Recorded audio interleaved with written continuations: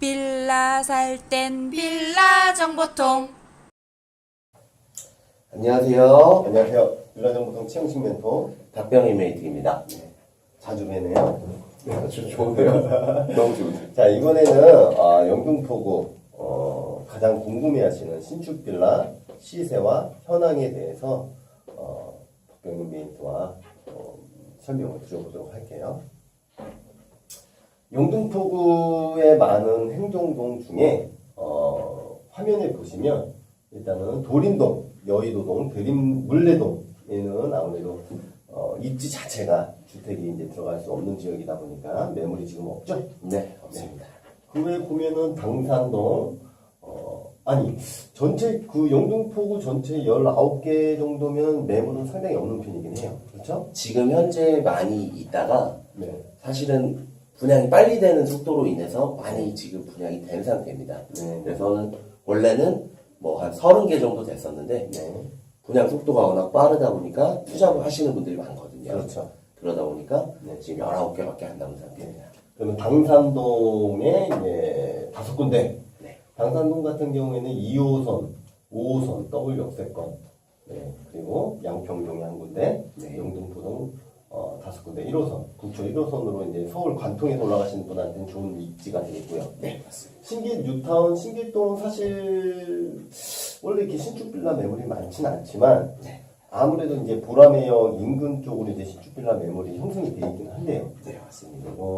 시세가 좀 높은 지역에 속하죠. 네, 맞습니다. 그리고 대림동 세 군데. 대림동 같은 경우에는 2호선, 7호선. 강남에 직장을 두신 분들이 많이 찾는 지역이기도 해요. 굉장히 많이 찾으시는 지역이에요. 네. 사실은 저는 신길동 같은 경우에는 사실 뉴타운의 아파트 가격이 워낙 고가다 보니까 그렇죠. 대체제인 그 관가격도 안 되는 가격에 그렇죠. 이제 신축 빌라를 들어오시는 분들이 많아지셨고요. 네. 당산동 같은 경우에는 사실 지금 신축 빌라 매물이 많지는 않습니다만 영등포구 전체적인 특성을 보면 복층 빌라가 별로 없습니다. 근데 당산동에 지금 딱 한 군데가 굉장히 괜찮은 복층이 하나 있습니다. 얼마 전에 오픈한 신축 빌라가 하나 있고요.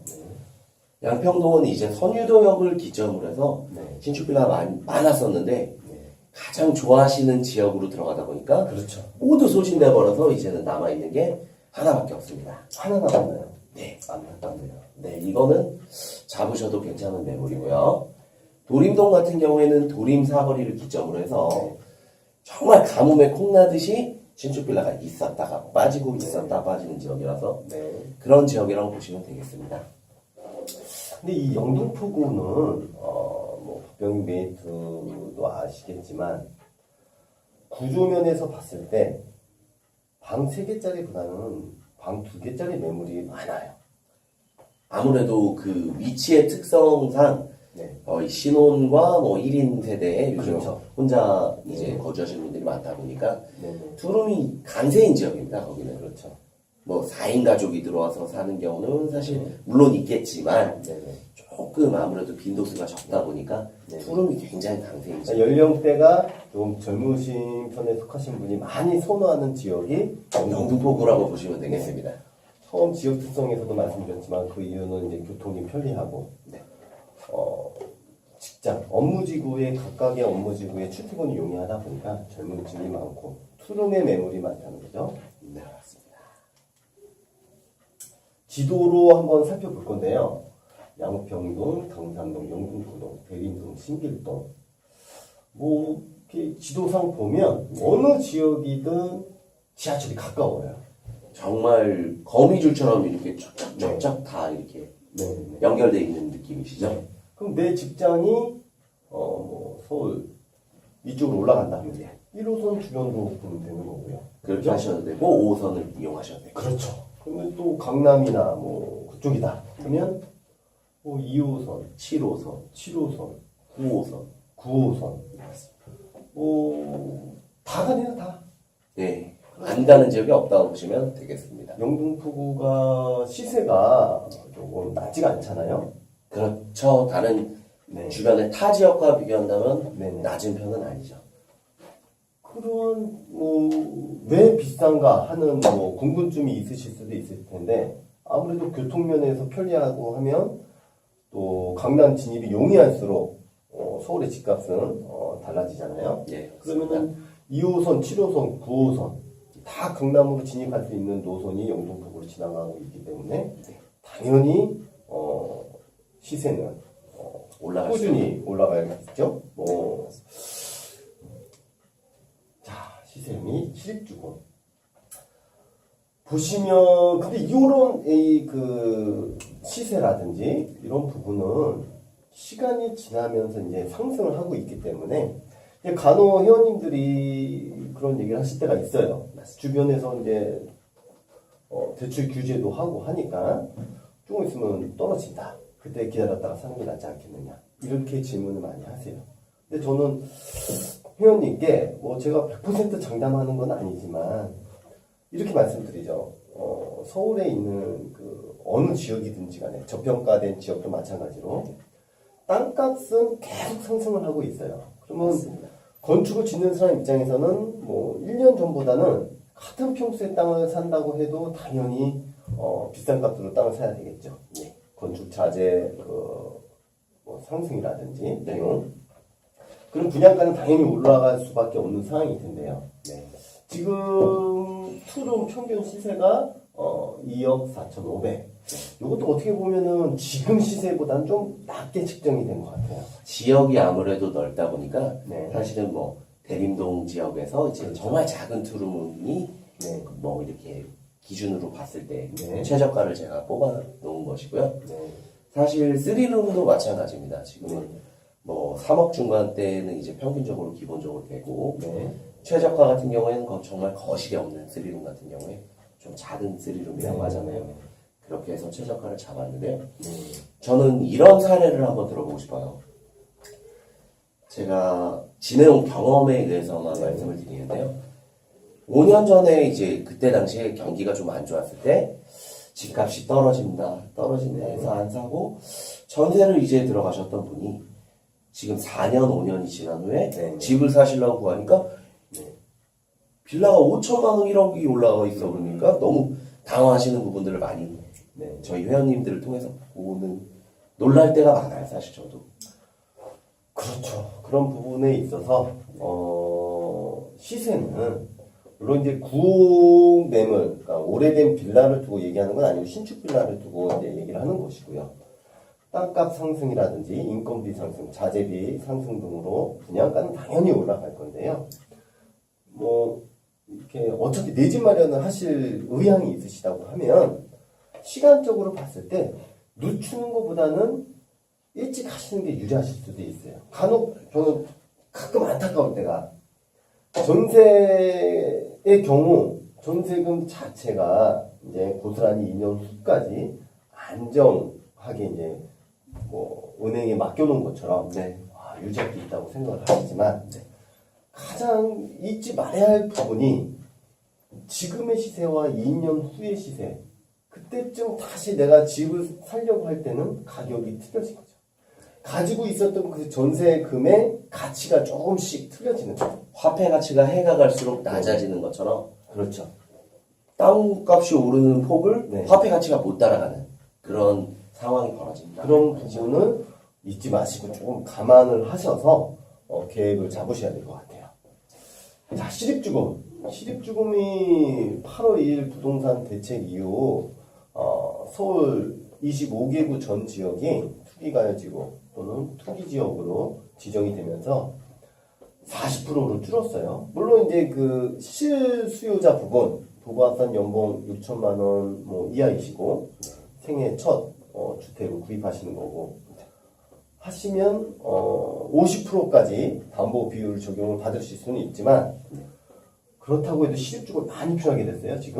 지금은 사실 안개 속이라고 보시면 돼요. 지금 시기가 대출에 대한 어떤 확정적인 시기 정책도 없고 하다 보니까 좀 안개 속인 건 사실입니다. 그러나 지금 시점에서 집을 구매하는 것 저는 지금 추천드립니다. 내년에 또 더 규제들 소득비례해서 네. 그렇죠? 네. 그리고 내가 상환해야 되는 기존의 그 뭐 자동차 대출이라든지 네. 아니면은 무슨 각종 대출 그런 부분까지 상환할 수 있는 능력, 연봉에 비해서 그것까지 감안해서 담보대출을 줄인다는 얘기잖아요. 굉장히 네. 까다로워진다고 보시면 되는 거죠, 대출 부분이. 그렇죠. 대출 금리는 저희가 이제 보통 1금융권 3.5% 전후, 2금융권 4% 전후, 신탁담보 4.2% 전후, 신용대출 5에서 7% 이렇게 대략적으로 적어놨는데요. 지금 상황에서도 금리는 이 화면에 있는 것보다 약간 올라간 상태고요. 그렇죠. 오르고 있습니다. 주택담보대출을 5%대까지 진입이 한다는 얘기가 지금 매스컴에 계속 나오고 있어요. 네, 그런 부분에서는 시를 앞당겼으면 하는 이유가 간혹 이제 회원님 투어가 들어오면 네. 이사 일정이 정해져 있으시면 시를 조금이라도 앞당기시라고 말씀을 드려요. 그 이유는 금리 부분에서도 조금이라도 유리한 조건으로 하시길 바라는 마음에서 말씀드리는 거고요. 그건 진심이라는 거 잊지 말아주세요. 그렇게 얘기하니까 더 진심이 아니라. 네. 인근 지역과의 가격 비교, 뭐 정확하게 어느 지역인지 이렇게 나와 있지는 않아요. 네. 이 부분에 있어서 마포구는 영등포구보다 일반적으로 누가 생각해도 시세가 높은 지역에 속하고요. 네네. 동작구는 강남 쪽으로 더 치우쳐져 있지만 영등포구하고 큰 차이는 없어요. 네. 제가 봤을 때 그 이유는 영등포구는 거의 이제 완전 평지에 매물이 많고 매물이 많지 않고 네네. 동작구 같은 경우에는 뭐 7호선 라인 부분이 평지이고 네. 그 외에 이제 국사봉 쪽으로 내려온다든지 하면 오르막길에 있는 매물이 많기 때문에 평지하고 오르막길에 있는 그 동일 평수의 매물이라 해도 가격 차이가 현저하게 나죠. 네, 맞습니다. 그런 부분에서 조금 평균 시세를 낮게 측정이 될 수도 있는 부분 때문에 그런 것 같고요. 네. 담보대출이 줄어들면서 내가 원했던 지역, 중요한 게 내가 원했던 지역이지만 내가 보유하고 있는 실입주금에 맞춰서 가야 되는 부분이 있어요. 네, 맞습니다. 그렇다고 하면 영등포구 인접한 지역에서는 사실 그냥 제 생각이에요. 네. 마포구나 동작구는 사실 어려울 것 같고요. 저는 개인적으로 양천구라든지 네네. 강서구 그리고 강서구. 네. 구로구 지역을 저는 실수요자 입장이라면 한 번쯤은 돌아보시는 것도 그거는 똑같이 담보대출은 같은 서울이라서 줄었지만 금액이 낮기 금액이 때문에 낮다는 거죠. 동일 비율에 평수. 의해서 나오죠. 그렇죠. 비율에 의해서 나오니까 네. 그런 부분 구로구 지역까지 뭐 보시는 것도 괜찮지만 네. 사실은 영등포 자체만의 매력, 갭 투자의 매력 네. 그런 부분까지 함께 보셨으면 좋겠습니다. 저는. 그러면 영등포구 그 가치가 상당한 지역, 교통도 편리하고 호재도 많고 그런 지역을 선택하실 때 또 내 집 마련을 하실 때 저희 박병인 메이트와 빌통 투어를 진행하시면 투어를 진행하는 내내 유쾌하게 또 기분 좋게 내 집 마련을 하실 수도 있고 또는 내 집 마련을 안 하시더라도 제대로 된 정보를 얻으실 수 있습니다. 저를 만나시면 웃으실 수 있습니다. 그러면은 영등포구는 이만 마치는 걸로 하고요. 자료를 저희 박병인 메이트가 준비를 했는데요. 상당히 준비를 잘 해주신 것 같아요. 감사합니다. 고맙습니다. 그럼 이만 영등포구에 대한 설명을 마치도록 하겠습니다. 네, 감사합니다. 감사합니다.